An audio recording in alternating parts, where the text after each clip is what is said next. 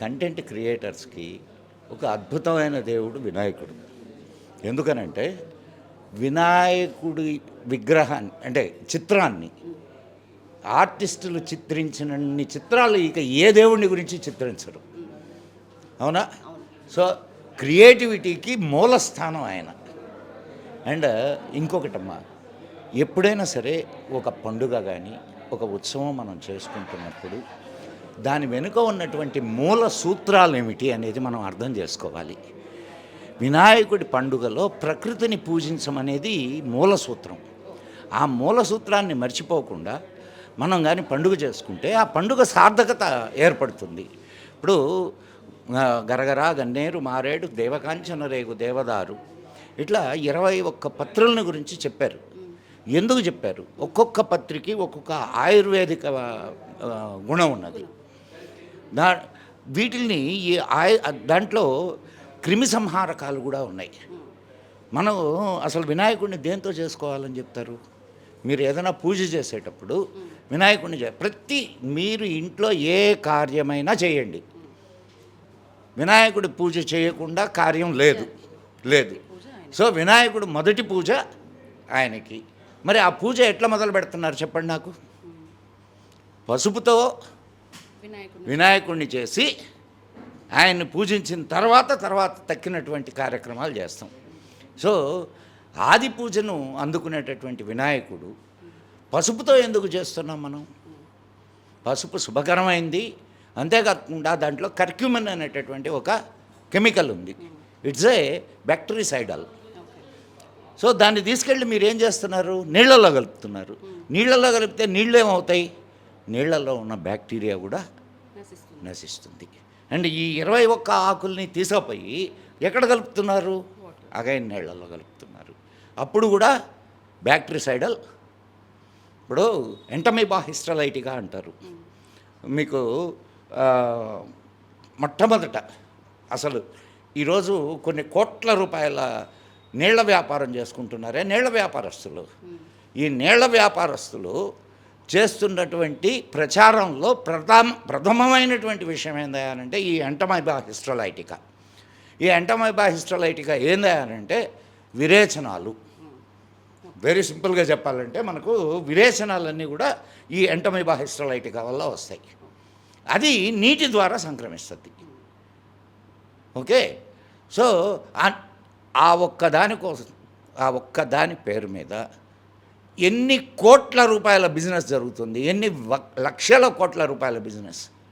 ప్రతివాడు 10 రూపాయలు ఆడబడేస్తాడు, నీళ్లు తాగుతాడు, దాన్ని ఆడబడేస్తాడు. ఎంత ప్లాస్టిక్ భూమిలోకి చేరుతుంది? అవసరమా ఇది? ఇటువంటి పండుగల వలన మనం నీటిని మనం శుభ్రం చేసుకొని ప్లాస్టిక్ బాటిల్లో నీళ్ళు తాగుతున్నాం. మనం తాగొచ్చు కదా. మన నీటిని మనం శుభ్రం చేసుకొని మనకు మన అనేక మంది మన పూర్వీకులు నీటిని ఎట్లా శుద్ధం చేసుకోవాలో మనకు తెలియజేశారు. సార్, మన ప్రధానమంత్రి నరేంద్ర మోదీ మాట స్వదేశం అంటూనే విదేశం నుంచి వినాయకుడు వస్తున్నాడు, ఏకంగా స్వదేశం అంటూనే విదేశం నుంచి వినాయకుడు వస్తున్నాడు, ఏకంగా ఆది దేవుణ్ణి రప్పించుకుంటున్నామనే మాట. దాని గురించి కొంచెం డీటెయిల్గా.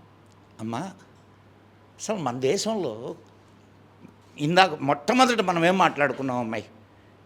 క్రియేటర్కి అద్భుతమైనటువంటి ఆలంబన వినాయకుడు. మరి అంత అద్భుతమైన ఆర్టిస్టులు ఇక్కడ ఉండగా మనం విదేశాల నుంచి తెచ్చుకోవాల్సినటువంటి దౌర్భాగ్యం ఏమిటి మనకి? అసలు ఏదైనా సరే ఇప్పుడు బొమ్మలు ఎన్ని రకాల బొమ్మలు ఎన్ని రకాల బొమ్మల్ని తెచ్చుకుంటున్నాం. నీ ఇక్కడ ఏమైనా మేళాలు ఉత్సవాలు జరిగినప్పుడు నువ్వు ఒక్కసారి గమనిస్తే, ఆ బజార్లు గమనిస్తే, బజార్లలో ఎన్ని రకాల బొమ్మలు, విగ్రహాలు, చెక్కతోటి చేసిన కొయ్య బొమ్మలు, పిడతలాటలు, పిల్లలు ఆడుకునేదానికి ఆట బొమ్మలు, ఇన్ని తయారు చేసేటటువంటి అతి సామాన్య కుటుంబీకులు భారతదేశంలో ఉన్నారు.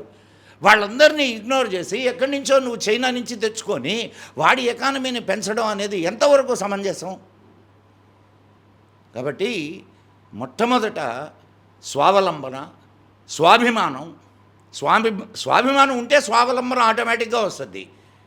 వద్దు వేరే దేశాన్ని కొనాల్సిన అవసరమే ఉన్నది మన దేశంలో తయారయ్యేటప్పుడు. సార్ ఈ ఇయర్ స్వదేశం స్వధర్మం అనే ఒక టాపిక్ని మనం భాగ్యనగర్ గణేష్ ఉత్సవ సమితితో ముడిపెట్టినాం. ఇది మొదటిసారి అనుకుంటున్నా నేను తప్పు కాకపోతే. సో ఇది ముందు ఇంకా ఎన్నేళ్ళకి కొంచెం జనాల్లోకి ఎక్కే పరిస్థితి ఉంటుంది మీ అంచనా? ఇప్పుడు ఉన్న పరిస్థితిని బట్టి ప్రజలు జాగృతమై ఉన్నారు. జాగృతమైనటువంటి ప్రజలకు దిశానిర్దేశం చేయగలిగితే చాలు. దీనికి ఎక్కువ కాలం అవసరం లే. మీరు ఏదో ఇంకొక 10 సంవత్సరాలు 20 సంవత్సరాలు అవసరం లే. జాగృతమైన ప్రజలు ఇదిగో మీరు ఈ విధానంలో మీరు ముందుకు నడవండి, ఇలా స్వదేశీని మీరు అడాప్ట్ చేసుకోండి అని కానీ మనం చెప్పగలిగితే అతి త్వరగా అడాప్ట్ చేసుకునేదానికి ప్రజలు సిద్ధంగా ఉన్నారు. సిద్ధంగా లేనటువంటి విదేశీ శక్తుల ప్రభావానికి లోనైనటువంటి వాళ్ళు ఎప్పుడూ ఉంటారు. ఉండనియండి. Thank you sir, thank you.